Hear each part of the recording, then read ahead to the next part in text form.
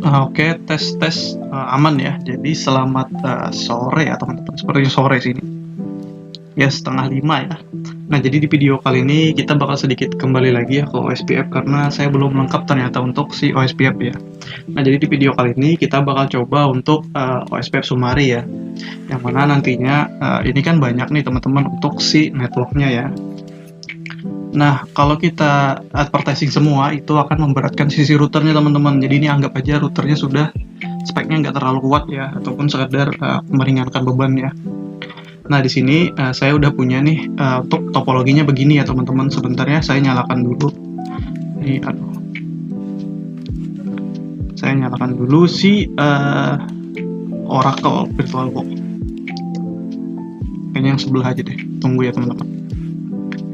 Udah lama ya. Mungkin saya start mesinnya dulu, baru saya kembaliin ya. Nah, oke teman-teman, sambil nunggu dia start ya, kita jelasin dulu topologinya.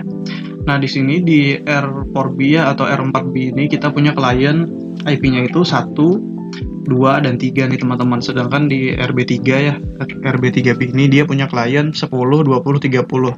Sebenarnya saya pengen lebih banyak ya, cuma ini kan di VirtualBox terbatas ya untuk 4 pot aja teman-teman. Jadi cuma bisa ngasih 3 klien aja. Teman-teman kalau lebih besar sebenarnya pakai MikroTik asli atau yang lebih tinggi lagi speknya bisa lebih ya. Jadi untuk di saya kita cuma bisa 3 klien ya.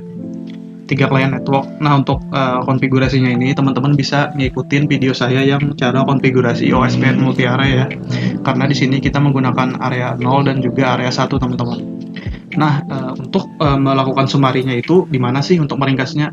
Untuk meringkas dari routingnya ini teman-teman atau kliennya ya, nanti di advertising oleh si DR. Jadi si R2B ini teman-teman bakal menjadi DR ya. Dia yang menjadi tukang advertisingnya ya, yang punya LSA tipe 1, 2, 3 ya, karena ini multi area maka dia termasuk LSA tipe 3 teman-teman. Nah, di sini kita bisa langsung saja untuk melakukan konfigurasinya tuh cukup simpel sebenarnya teman-teman. Cukup mengadvertising saja ya untuk si networknya teman-teman di area range punyanya si DR.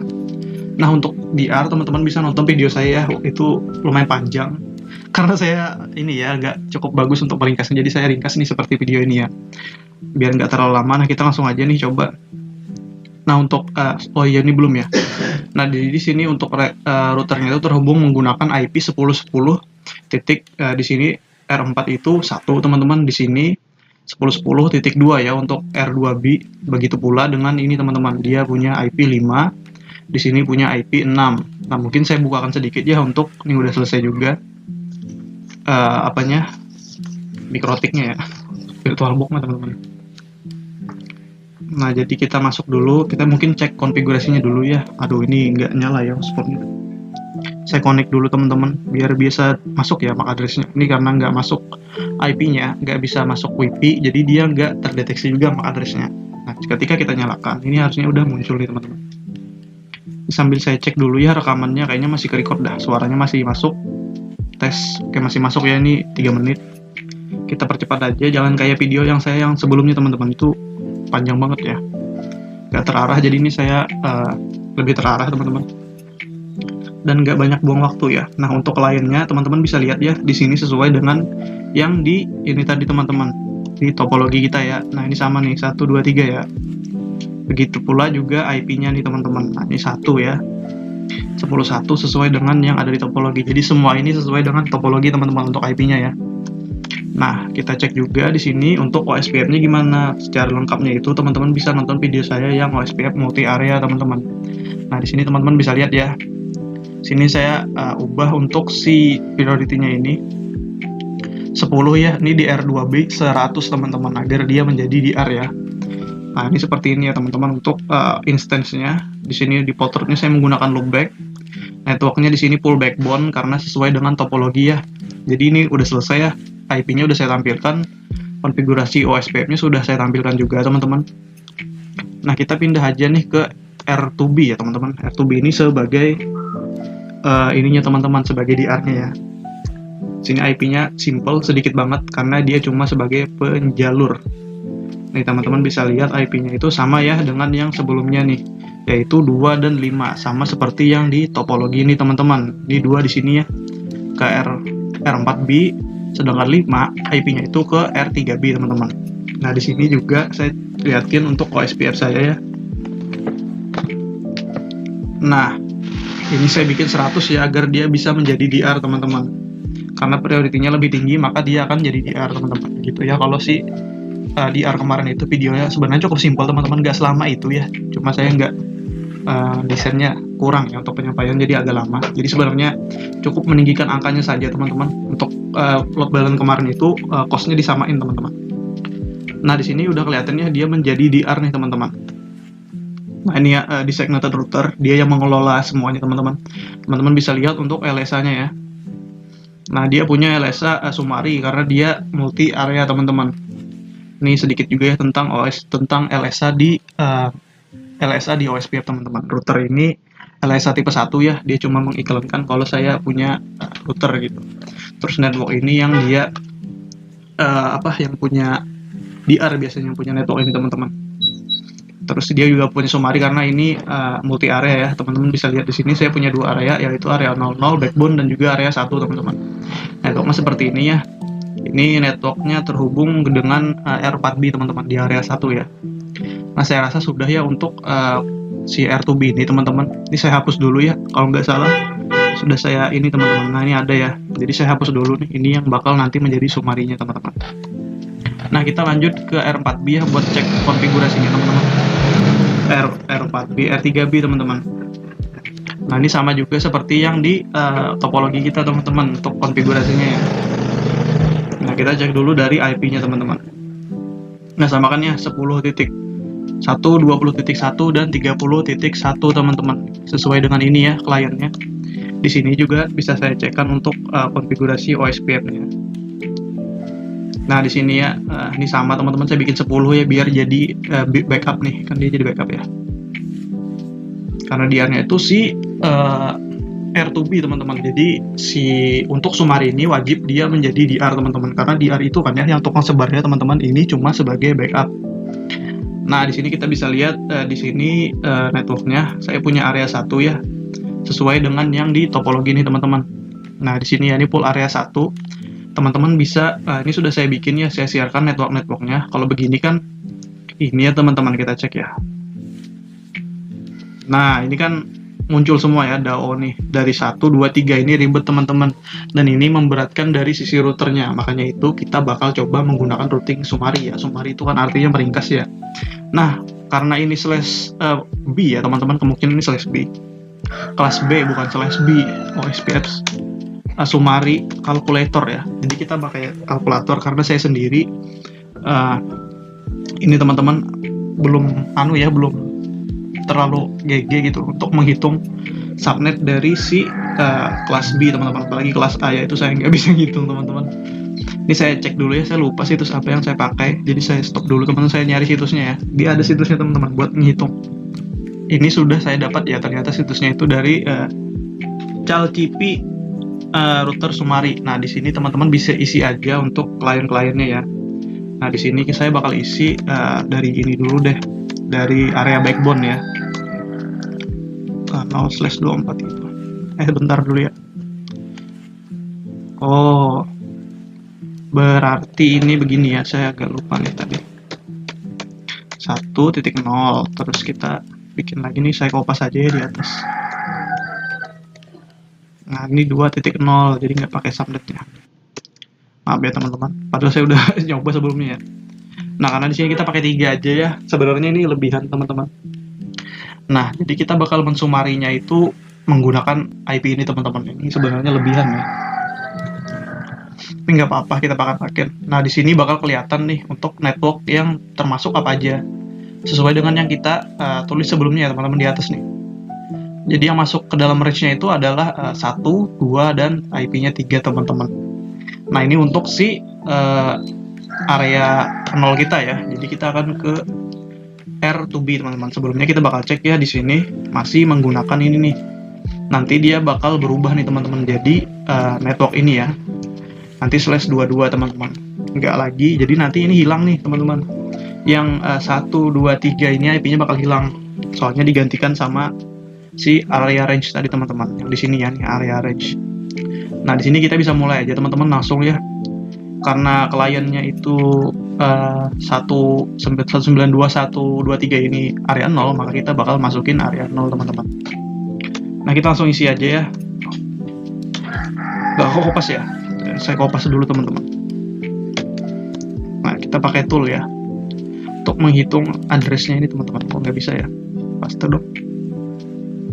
Kita ketik manual aja dah, /22 tadi ya. Nah, teman-teman pastikan dulu ya. Oke, ini udah /22. Nanti di sini bakal berubah nih teman-teman. Jadi kita liatin aja, ini nanti bakal hilang maupun di error, mana error ya. Nah, saya cekin juga ya untuk error R4. Nah, ini kliennya si R3 ya. Ini bisa teman-teman lihat 10, 20, 30 nya nggak ke iklan ya. Saya cek dulu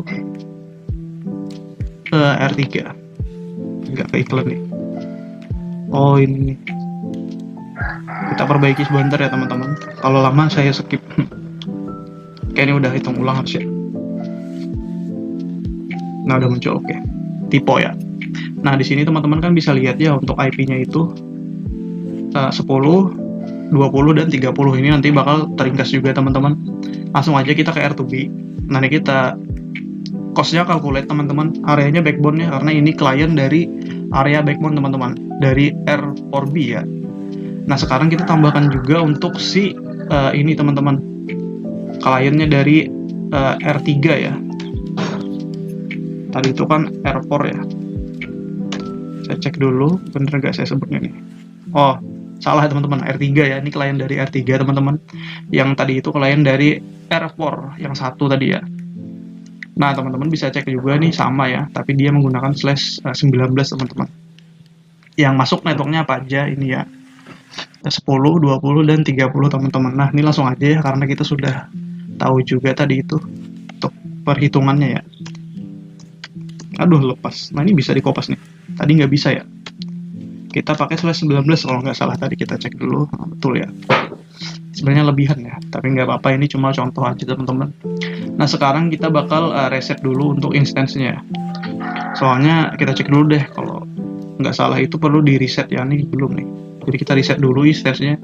Ini kalau di production berbahaya sih teman-teman, karena dia bakal ngitung ulang ya. Alangkah lebih baik teman-teman langsung aja ngonfig gitu satu-satu, nggak kayak saya kan, cuma saya ini buat video ya jatuhnya, jadi berprogres. Nah, ini kita udah restart instance-nya teman-teman, kita bakal cek, belum terhubung lagi ya. Nah, ini udah mulai muncul. Untuk si kliennya kita cek nih. Oh, masih muncul ya. 20, 30. Coba saya cek sebentar. Di R2B ya teman-teman. Harusnya dia sudah ini sih di calculate ya, harusnya di advertising. Coba kita cek lagi di R4. Apa kita juga perlu melakukan ini ya? Kayaknya kita perlu melakukan ini ya teman-teman, matiin ya instance-nya. Coba saya matikan ya. Ini seharusnya nggak boleh kalau di production. Saya juga matikan di R3 ya. Instance kita biar dia ngitung ulang teman-teman. Nah, ini kita tunggu aja prosesnya, kita ke R4 dulu yang udah mulai. Oke, kita lihat dulu teman-teman. Doanya ini di R4. Klien R3 belum ya, dia masih ngitung karena baru kita matikan. Ini kita tunggu teman-teman sampai dia muncul ya. Oh, masih muncul ya, harusnya dia udah di advertising nih. 1, 2, 3. Iya nih, kenapa ya? Coba saya lagi ya teman-teman, saya coba trouble sebentar untuk memastikan gitu. Oke teman-teman, saya lupa ya, ternyata saya nggak sadar gitu, nggak mencet di sini teman-teman. Saya udah coba cek, ternyata tadi di sini ya. Nah, waktu di sini saya lupa, bukan yang ini. Nah, /19 ya, saya lupa ngasih area ID 1 teman-teman. Jadi di calculate-nya itu seakan-akan nggak valid jadinya teman-teman. Nah, sekarang kita bisa cek, harusnya ya ini udah bisa nih, kita cek yang mana. Oke, ini udah selesai ya teman-teman, ini udah kebaca ya, nggak ada lagi DAO dari IP 1, 2, dan 3. Kita cek juga di R4B ya, seharusnya dia nggak ada juga nih, kita cek ya. Oke, ini juga udah nggak ada teman-teman yang dari 10, 20, 30 ya. Kita udah berhasil melakukan routing summary ya, atau meringkas. Jadi sebagai gantinya, dia bakal ngeiklanin ini ya teman-teman, satu routing table aja. Dan ini dilakukan oleh DR teman-teman, di R2B ya. Nah teman-teman bisa lihat ini udah berhasil. Kalau teman-teman nggak mau anunya, teman-teman bisa coba ping gitu ke ini, berarti 20 ya. Oke, ini udah berhasil teman-teman. Lakukan juga di router satunya ya, cuma kayaknya nggak perlu deh, kita lakukan aja karena biar pasti ya. Ini 1.1 berarti tipe. Emang gini ya, harus fokus teman-teman kalau config itu. Oke, jadi kita udah selesai melakukan konfigurasi summary atau meringkas router. Yang mana di sini setelah kita coba cek ya, untuk di R3 ini sudah, wah ini tanda-tanda selesai nih teman-teman. Tanda-tanda harus selesai ya. Oke, langsung kita mulai lagi. Kita lihat di klien R3 ini udah terangkum semua teman-teman untuk si ininya ya. Nah, terangkum jadi satu tabel aja, yaitu /22 teman-teman. Gak ada lagi 1, 2, 3, maupun juga di R4 ya, yang klien 10 itu dia sudah diringkas menjadi /19 teman-teman. Jadi nggak ada lagi ya 10, 20. Nah, kita kembali untuk caranya ya teman-teman. Kita mundur lagi untuk caranya, kita ulangi. Teman-teman cukup pergi ke DR ya, karena untuk summary ini biasanya itu di DR teman-teman. Teman-teman pergi ke area range. Di situ teman-teman bisa isi aja sesuai dengan areanya teman-teman. Kalau teman-teman kayak saya kan multi area ya, jadi teman-teman masukin aja range-nya ini. Kalau saya menghitungnya itu menggunakan ini teman-teman web ya, calculate IP root summary. Teman-teman masukin aja nih klien teman-teman gitu, nanti bakal dikasih tahu untuk summary-nya berapa gitu yang teman-teman ringkas, dan slash-nya berapa. Teman-teman tinggal advertising sesuai dengan areanya teman-teman. Nah, mungkin begitu saja ya cara kita melakukan konfigurasi OSPF summary teman-teman. Nah, mungkin saya bakal lanjutin dulu untuk si Mikrotik ya. Untuk OpenSense kemarin itu cuma kita harusnya saya selesaiin sih itu, masukin internetnya teman-teman, karena itu cuma ngenat doang. Dan saya juga karena virtual machine-nya terbatas untuk ininya teman-teman, untuk konten-kontennya kan banyak sebenarnya, ada hotspot-nya juga di sana, ada VPN-nya juga, ada macam-macam ya. Cuma lebih bagus kalau environment-nya itu lebih gede gitu, nggak sekedar virtual. Karena juga sebenarnya bisa virtual, cuma laptop saya nggak kuat ya teman-teman untuk menjalankan banyak VM gitu. Sehingga nanti mungkin yang konten-konten ringan aja kayak pilihan kemarin, ataupun yang nggak perlu banyak resource teman-teman untuk OpenSense ya. Tapi saya bakal update kok nanti. Tunggu saya bekerja ya, nanti gajian saya beliin server teman-teman, biar lebih prepare kita yang one pick-nya nggak pakai virtual box teman-teman. Assalamualaikum warahmatullahi wabarakatuh ya. Terima kasih teman-teman yang udah mau nonton.